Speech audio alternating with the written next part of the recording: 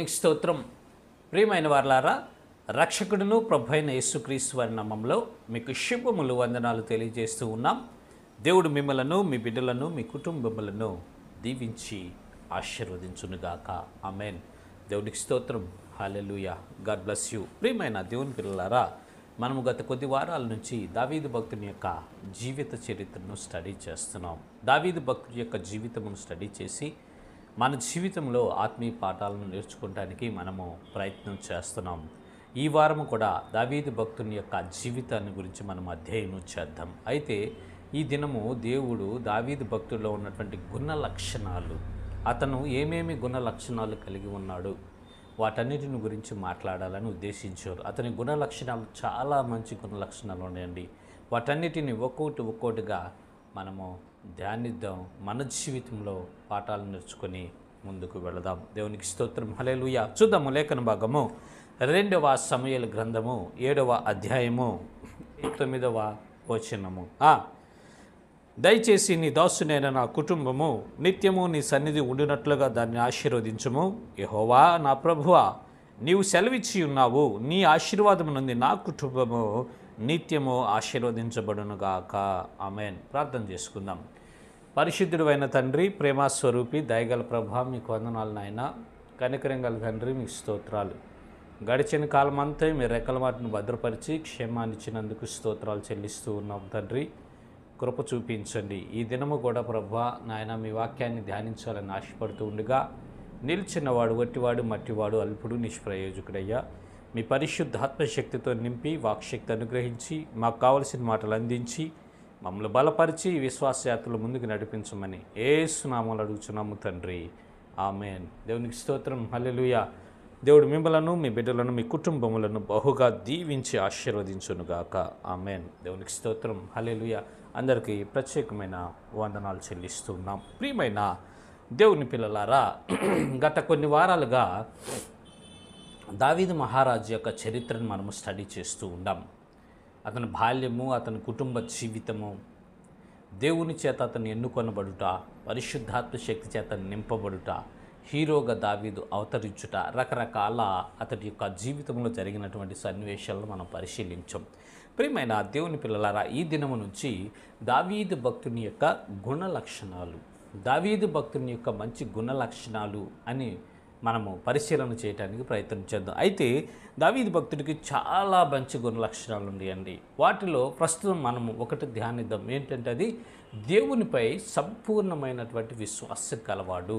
దేవుని మీద సంపూర్ణమైనటువంటి విశ్వాసము దావీదు భక్తుడు ఉంచినట్లుగా మనము చూడగలము. చూద్దాము లేఖన భాగము 1 సమూయేలు గ్రంథము 17వ అధ్యాయము 37వ వచనం మనము చూసినట్లయితే అక్కడ ఈ రీతిగా రాయబడి ఉంటూ ఉన్నది. సింహము యొక్క బలము నుండి, ఎలుగుబంటి యొక్క బలము నుండి నన్ను రక్షించిన యెహోవా ఈ ఫిలిష్తీయుని చేతుల నుండి కూడా నన్ను విడిపించునని చెప్పెను. దేవునికి స్తోత్రం. హల్లెలూయా. ఈ సన్నివేశం మనందరికీ తెలుసు అండి. ఇశ్రాయేల్ ప్రజలకు ఫిలిష్తీయులకు యుద్ధము జరుగుతూ ఉన్న సమయంలో ఫిలిష్తీయుల సైన్యంలోంచి ఒక భారీ దేహకాయుడు, బలాఢ్యుడు, వీరుడు వచ్చి సవాలు విసరటం, ఇశ్రాయేల్ ప్రజలందరూ పారిపోవటము మనం చూస్తాం. ఆ తర్వాత దావీదు అక్కడికి వెళ్ళటం వలన ఆ మాటలు విని దేవుణ్ణి బట్టి ధైర్యం తెచ్చుకొని దేవుని యందు విశ్వాసం ఉంచి ఆ ఫిలిష్తీయుని నేను చంపేస్తాను, వాడు నా చేతులు చనిపోతాడని దావీదు చెప్తూ ఉంటాడు జనులకు, సౌలు రాజుకు. మామూలుగా అయితే అది అసాధ్యమైన పని, కానీ దావీదు భక్తుడు దేవుని యందు పూర్తిగా విశ్వాసం ఉంచాడు కాబట్టి ఆ కార్యాన్ని చేసినట్లు మనం చూస్తాం. ప్రియమైన దేవుని పిల్లలారా, అసలు విశ్వాసం అంటే ఏంటి?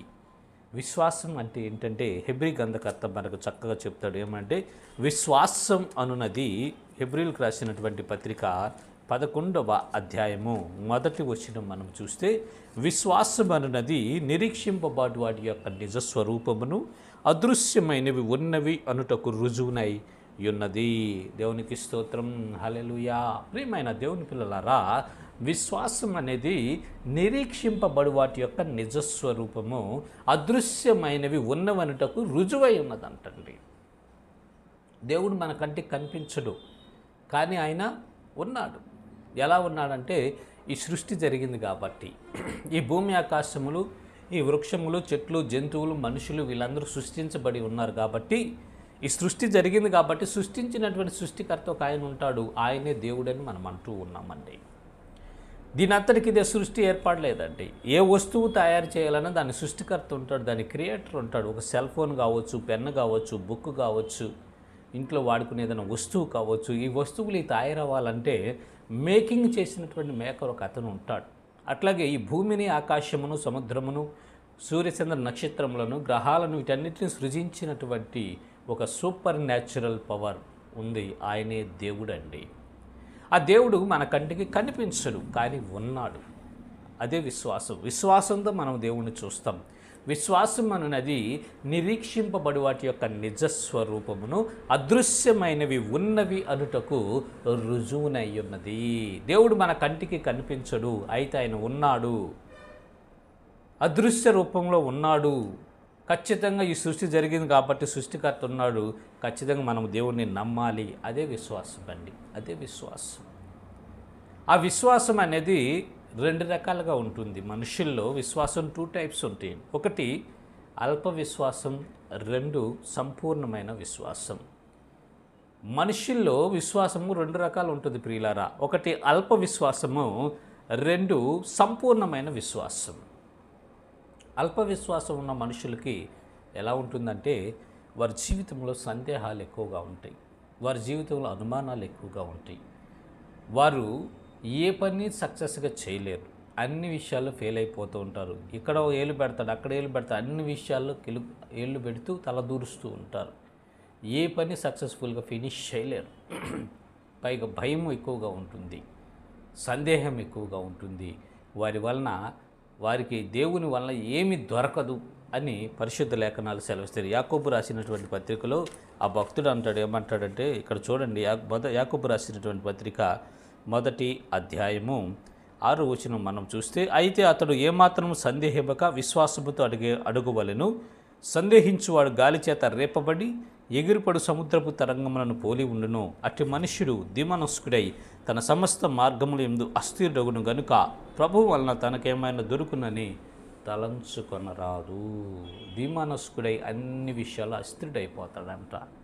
ఎలా ఉంటాడంటే ఈ అల్ప విశ్వాసం కలిగినటువంటి వ్యక్తి ఎగిరిపడు సముద్రపు తరంగాలను పోలి ఉంటాడు, అస్థిరుడైపోతాడు. ప్రభువు వలన తనకి ఏమి దొరకదు అని పరిశుద్ధ లేఖనాలు సెలవిస్తున్నాయి. ప్రియమైన దేవుని పిల్లలారా, మరి నువ్వే విశ్వాసంలో ఉన్నావు? అల్ప విశ్వాసంలో ఉన్నావా? సంపూర్ణమైన విశ్వాసంలో నీవున్నావా? పరిశీలన చేసుకోవాలి. దావీదు భక్తుడైతే దేవుని యందు సంపూర్ణమైనటువంటి విశ్వాసంలో ఉన్నాడు. దేవుని యందు సంపూర్ణమైనటువంటి విశ్వాసం కలిగి దేవుని చిత్తాన్ని ఆయన చేయటానికి పూనుకున్నట్లుగా మనం చూస్తామండి. దేవుని మీద పరిపూర్ణమైనటువంటి నమ్మిక ఆనాడు దావీదు భక్తుడు ఉంచాడు కాబట్టి గొప్ప అద్భుతాన్ని సాధించాడండి. గొప్ప అద్భుతాన్ని సాధించాడు. ఆ గొల్యాతును చూస్తే ఇశ్రాయేల్ ప్రజలందరూ పారిపోతున్న సమయంలో ఒక్కడే రోషంగా నిలబడ్డాడు.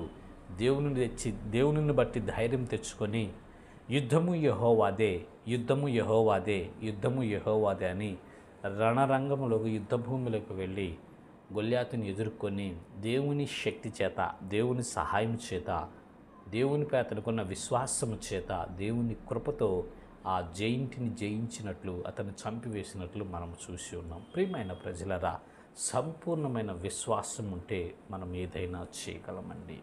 సంపూర్ణమైన విశ్వాసం ఉంటే మనం ఏదైనా చేయగలం. గొర్రెలు మేపుకుంటున్నప్పుడు ఒక సింహము ఎలుకబంటు వచ్చినాయి. వాటి వెంపటబడి తరిమి పట్టుకొని వాటిని కొట్టి చంపేశాడండి దావీదు. కారణం ఏంటంటే, నా దేవుడు నాకు అవసరమైనప్పుడు బలాన్ని, శక్తిని ఇస్తాడు. నా దేవుడు వీటన్నిటి నుంచి నన్ను రక్షిస్తాడు. నా దేవుడు నాకు దీర్ఘాయువు ఇస్తాడనే దేవుని మీద విశ్వాసము దావీదు భక్తుడికి ఉంది. ప్రియులారా, ఓ ప్రియమైన సహోదరి, సహోదరుడా, నీకు మరి దేవుని మీద సంపూర్ణమైన విశ్వాసం ఉన్నదా లేదా? దేవుని మీద పరిపూర్ణమైన విశ్వాసం ఉన్నదా లేదా? చిన్న వ్యాధి కలిగినప్పుడు, చిన్న రోగం వస్తేనే నీ విశ్వాసం అనేది ఫ్లెక్చువేషన్ అవుతూ ఉంటుంది, కదిలిపోతూ ఉంటావు, కంగారు పడుతూ ఉంటావు. కొంచెం బ్రీతింగ్ ఇబ్బంది అయితే, కడుపులో నొప్పి వస్తానో, తల నొప్పి వస్తానో, ఏదో రోగం వస్తే నువ్వు కింద మీద అసలు నేను బ్రతుకుతానా లేదనే సందేహంలోకి నువ్వు వెళ్ళిపోతావు. ఏమైంది నీ విశ్వాసం? ఏమైంది నీ విశ్వాసం? ఏమైంది నీ విశ్వాసం? దేవుని యందు విశ్వాసం ఉంచండి. దేవుని యందు మనం విశ్వాసం ఉంచినట్లయితే స్థిరంగా ఉంటామండి. విశ్వసించువాడు కలవరపడడు అని పరిశుద్ధ లేఖనాల్లో రాయబడింది. దావీదు భక్తుడైతే కలవరపడలా. సింహమైనా, ఎలుకబంటైనా, జైంట్ అయినా, గొల్యాత్ అయినా, ఏ పరిస్థితి అయినా సరే దావీదు భక్తుడు కలవరపడలేదండి.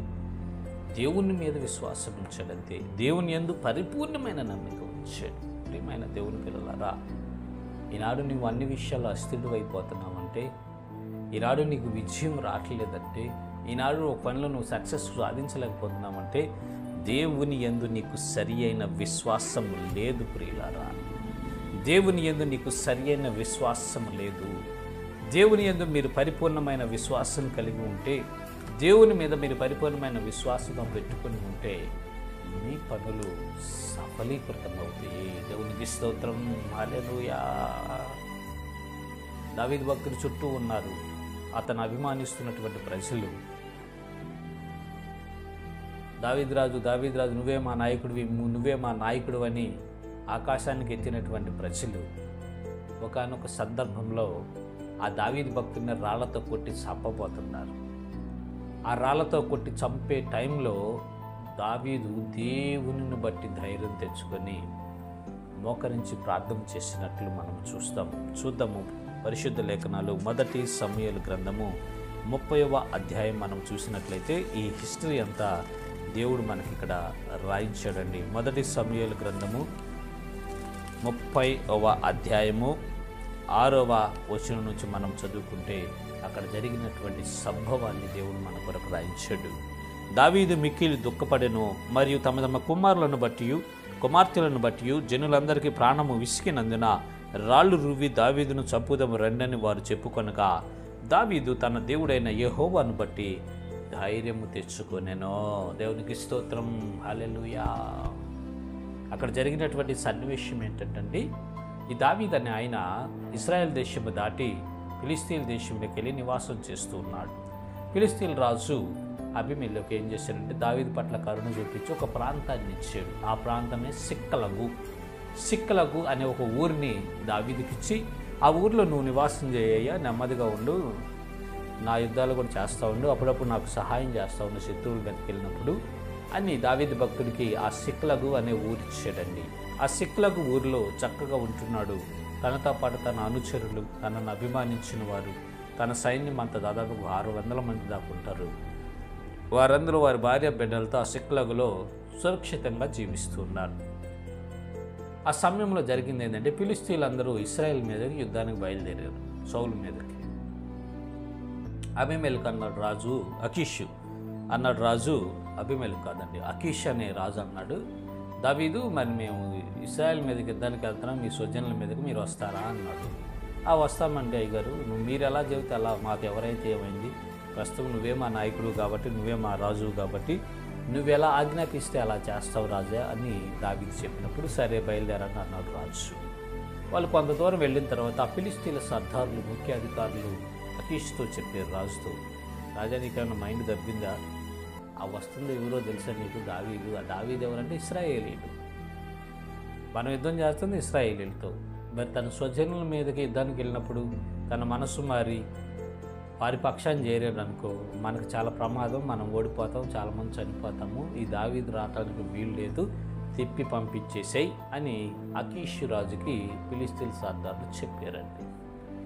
ఆ మాటే ఈ అకీష్ రాజు వచ్చి, దావీదు నీలో లోపం ఏమీ లేదయ్యా, నువ్వు పరిపూర్ణంగానే నా యందు నమ్మిక ఉంచి నేను చెప్పిన పని అలా చేస్తున్నావు, దేవదూత వల్లే ఉన్నావు, అయితే మా అధికారులు నీ మీదకి నమ్మకం లేదు కాబట్టి నా మాట విని దయచేసి నువ్వు తిరిగి మీ ఊరు వెళ్ళిపో, నేను నీకు ఇచ్చిన ఊరు ఆ సిక్లకు వెళ్ళయ్యా అని చెప్తారు దావీదుకి ఆ అకీష్ రాజు.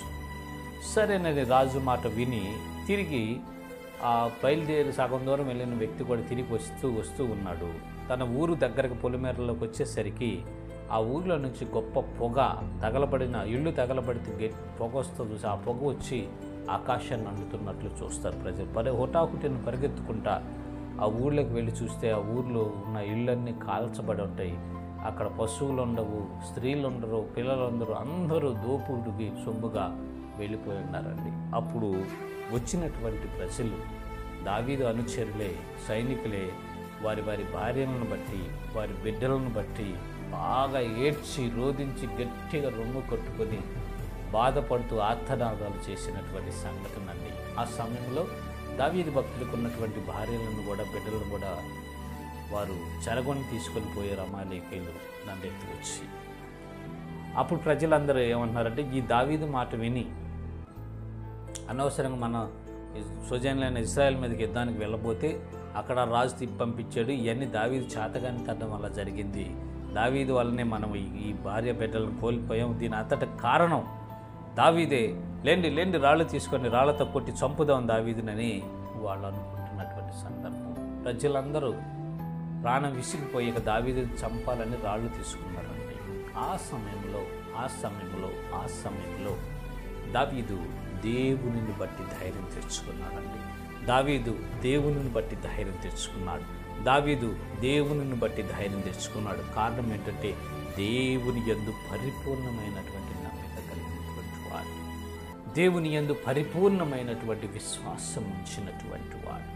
ఆ సమయంలో మోకరించి ప్రార్థన చేస్తూ, దేవా యెహోవా, ఈ పరిస్థితి కారణమైనటువంటిది ఎవరు నాయనా, వారిని మేము తరివితే మా ప్రజలను మేము దక్కించుకోగలమా, మాకు సహాయం చేయని యెహోవా యొద్ద విచారణ చేశాడండి దావీదు. వెంటనే దేవుడు సమాధానం ఇచ్చాడు, దావీదు వెళ్ళు, నువ్వు ఆ దండుని తరుము, నువ్వు కలుసుకుంటావు వాళ్ళని, మీ వారిని దక్కించుకుంటావని దేవుడు జవాబు ఇచ్చినప్పుడు వెంటనే ధైర్యం పెంచుకొని తన దగ్గర ఉన్నటువంటి సైనికులను తీసుకొని ఆ దండుని తరమటానికి వెళ్ళినట్లు మనము చూస్తాం. దేవునికి స్తోత్రం, హల్లెలూయా. ప్రియమైన దేవుని పిల్లలారా, ఏ సందర్భంలోనైనా దావీదు భక్తుడు దేవుని మీద నుంచి విశ్వాసాన్ని తొలగించుకోలేదండి. ఏ సమయంలోనే, అది ప్రాణం పోయే పరిస్థితి అయినా, ప్రమాదకరమైనటువంటి పరిస్థితి అయినా, ఏ స్థితి అయినా సరే దేవుని యందు పరిపూర్ణమైనటువంటి విశ్వాసం ఉంచినటువంటి వ్యక్తి దావీదు భక్తుడండి. పరిపూర్ణమైన విశ్వాసం. తన జీవిత చరిత్రను మొత్తం ఆమూలాగ్రంగా మనం పరిశీలిస్తే బాల్య దినముల నుంచి కడు వృద్ధుడై చనిపోయేటప్పుడు కూడా దేవుని యందు పరిపూర్ణమైన విశ్వాసం ఉంచి ఉన్నాడు. ప్రియమైన దేవుని పిల్లలారా, దయచేసి గమనించండి.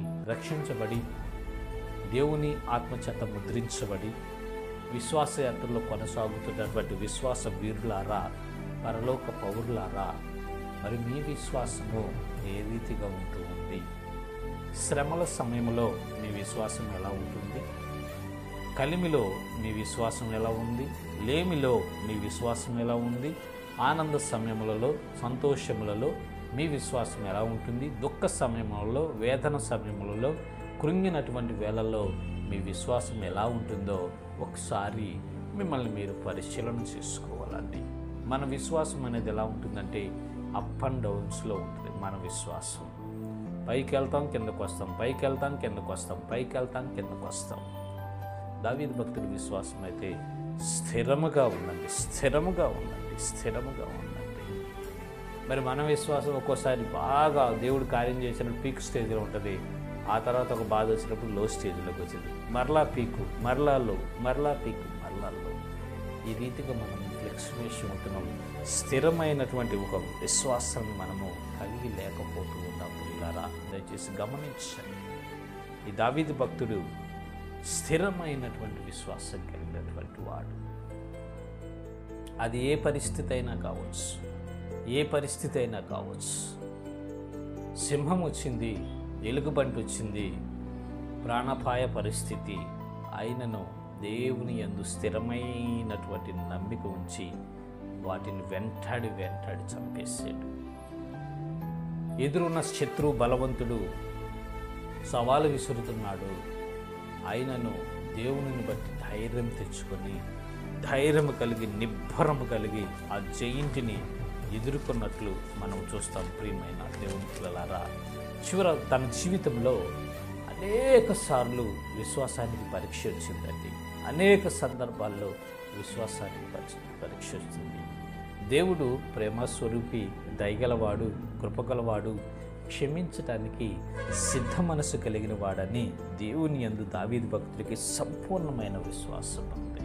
ఎలాగంటే 2 సమూయేలు గ్రంథము 24వ అధ్యాయము మీరు చదివినట్లయితే తర్వాత అక్కడ జనసంఖ్య లెక్కించడానికి దావీదు మనస్సును సైతానుడు ప్రేరేపించాడు.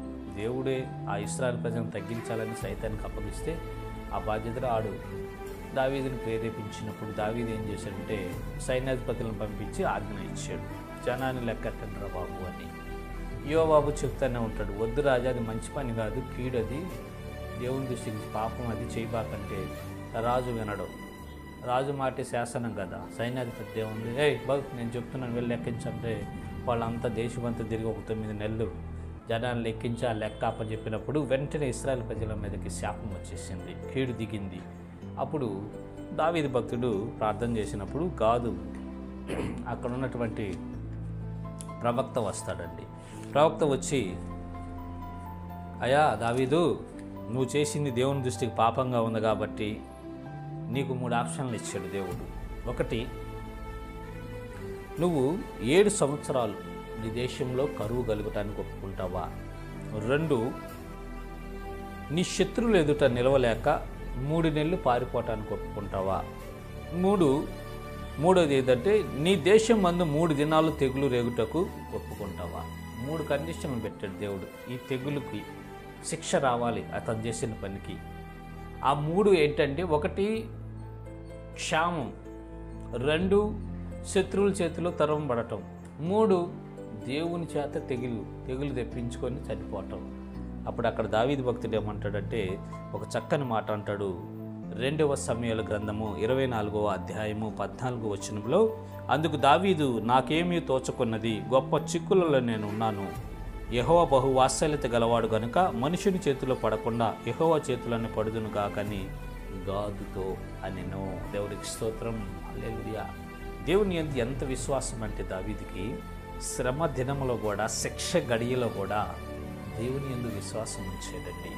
ఈ మనుషుల చేతిలో పడే కంటే దేవుని చేతిలో పడతాం మేలయ్యా, ఎందుకంటే దేవుడు బహుశాంతపరుడు, కనికరం గలవాడు, కృప గలవాడు, ఆయన సహాయం చేస్తాడని ఒక స్థిర విశ్వాసం కలిగి 3వ దానికై ఒప్పుకున్నట్లు. ఆ తర్వాత తెగులు రేగి దాదాపు 75,000 మంది ఆ రోజు చనిపోతే దేవుడే పశ్చాత్తాపడి ఆ తెగులను ఆపేపించినట్లు, దావీదు పరిహారం చేసినట్లు, ఇప్పుడు యెరూషలేము దేవాలయం కట్టబడ్డ స్థలాన్ని ఆనాడే దావీదు భక్తుడు వెండికి కొన్నాడండి. ఇప్పుడు టెంపుల్ మౌంట్ అంటున్నాం చూసారా, ఆ టెంపుల్ మౌంట్ అనే ప్రాంతాన్ని దావీదు భక్తుడు అరౌనా అనే ఆయన దగ్గర వెండికి కొన్నాడు. దాన్ని వెండికి కొని బలిపీఠము కట్టి బలి అర్పించి దేవునికి ప్రార్థన చేసినప్పుడు ఆ దినాన ఇశ్రాయేలు మీదకు రేగినటువంటి తెగులు ఆగిపోయిందండి. ఆ టెంపుల్ మౌంట్ ప్రాంతాన్ని దావీదు భక్తుడు వెండి పెట్టి కొన్నాడు. అది ఇశ్రాయేలీయులది, యూదులదేనండి. ముస్లిమ్స్ బాధని అంటున్నారు కానీ అక్కడ ఉన్నవాళ్ళు కాదు, అది ఇశ్రాయేలీయులది, యూదులది.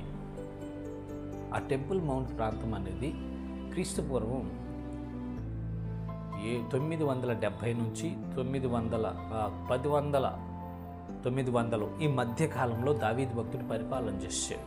970 నుంచి 930 వరకు రాజ్య పరిపాలన చేశాడు దావీదు. ఈ దావీదు పరిపాలించినటువంటి కాలంలోనే ఈ టెంపుల్ మౌంట్ అనే ప్రాంతాన్ని ఎంత వెండి కొన్నాడు కూడా ఇక్కడ చక్కగా స్పష్టంగా మనము చూడగలము. 2వ సమూయేలు గ్రంథము 24వ అధ్యాయము 23 వచనం నుంచి మనం చూసినట్లయితే, రాజా, ఇవన్నీ అరవనాన్ని నేను రాజుకి ఇచ్చుచున్నాను అని చెప్పి నీ దేవుడైన యెహోవా నిన్ను అంగీకరించును గాకని రాజుతో అనగా, రాజు, నేను అలాగూ తీసుకొనను, వెల ఇచ్చి నీ యొద్ద కొందును, వెల ఇయ్యక నేను దాన్ని తీసుకొనను అనేది దాన్ని ఆ దేవుడైన యెహోవాకు బలిగా అర్పించడని అరౌనాతో చెప్పి ఆ కళ్ళము ఎడ్లను 50 తులముల వెండికి కొనెను. దేవునికి స్తోత్రం, హల్లెలూయా. 50 తులముల వెండికి కొన్నాడు ఆ ప్రాంతాన్ని. 50 తులముల వెండికి ఆ టెంపుల్ మౌంట్ ప్రాంతాన్ని దావీదు భక్తుడు కొని బలిపీఠము కట్టించి బలి అర్పించి దేవునికి ప్రార్థన చేశాడు.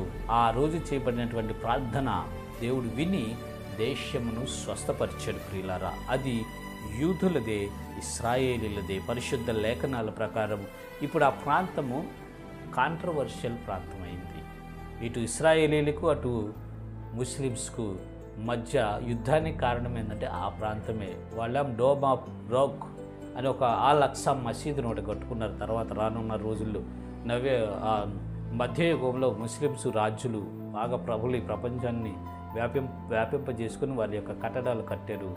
ఇప్పుడు డోమ్ ఆఫ్ రాక్ అనేది కట్టారు. అల్-అక్సా మసీదు, వాళ్ళకి అది పవిత్ర స్థలం, ఇది మాదని వాళ్ళు అంటారు, కాదు ఇది మాదని ఇస్రాయిల్ అంటారు. ఇప్పుడు తగాదు అదేనండి, గొడవ అదే.